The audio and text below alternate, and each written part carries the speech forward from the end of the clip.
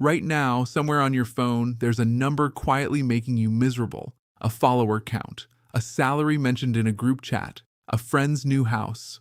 And in the half second after you see it, before you even think, some ancient part of your brain has already judged your entire worth as a human being. So why does your brain do this?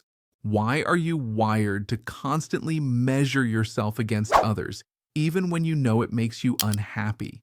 The answer goes back 2 million years to small bands of vulnerable apes trying to survive on the African savanna. And once you see what comparison was actually built for, you'll never look at your own jealousy or insecurity the same way again. Here's the strange part. Comparison feels personal, like a flaw in your character, but it shows up in every culture, every age, every era of history.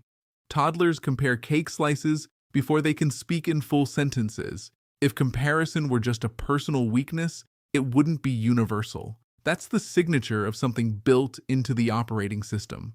We assume comparison is a modern disease invented by social media. But comparison is older than language. It just feels worse today because we're running a 2 million-year-old survival tool in a world it was never designed for. Picture a band of 30 early humans crossing open grassland a million years ago. No hospitals, no police, no supermarkets. When food runs short, someone decides who eats first and who eats last. If you're seen as low status, you eat least. Generation after generation, the humans who obsessively tracked their rank, their alliances, their standing, adjusted their behavior and survived.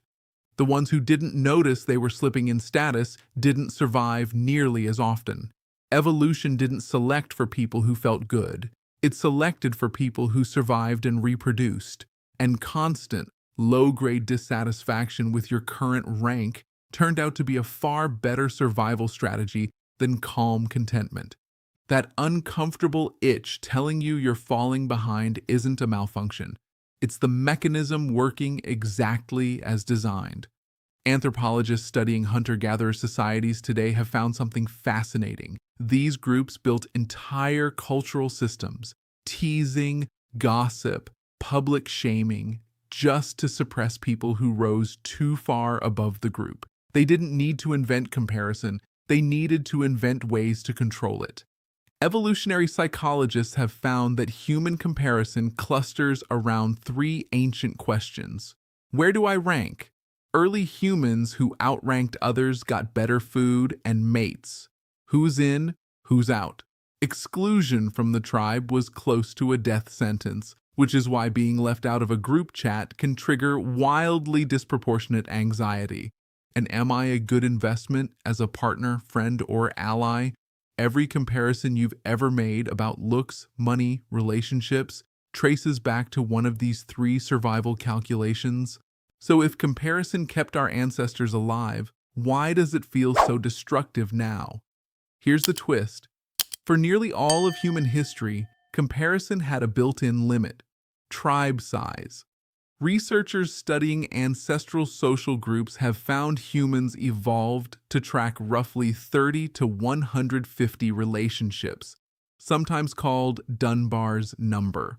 For 2 million years, when you felt that itch of comparison, you were comparing yourself to, at most, a few dozen people. Your brain never updated.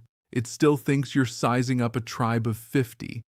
Except now, you're comparing yourself to a curated highlight reel of millions, the most successful, most attractive, most filtered humans on the planet, pushed directly into your eyes for hours a day. It's like bolting a bicycle engine onto a rocket ship. No wonder it's straining. And here's why it hurts so physically. Brain imaging shows social pain, and physical pain activates strikingly overlapping circuitry. That's not a metaphor. Rejection stings is closer to literal than we realized, because for most of history, social rejection often led directly to physical danger. Your ancestor might have felt that sting once, returning to camp behind another hunter. You might feel it 50 times before lunch. There's also the reference group effect. Studies show people earning more money can feel less satisfied if it makes them aware of others earning even more, while people earning modestly can feel happier simply by comparing to a similarly modest group. Happiness isn't about how much you have, it's about who you're measuring yourself against. And envy has a strange precision. You rarely envy a billionaire on a private island. You envy the old classmate with the slightly better job, the coworker who got promoted instead of you. Comparison evolved to target people close to your own position, because that's who you were actually competing against for resources and mates. But here's the twist that flips everything. If comparison is so painful, why didn't evolution remove it? Because the same drive that creates anxiety also built civilization. The desire to be seen as valuable created cave art, burial rituals, trade, architecture, cathedrals, pyramids.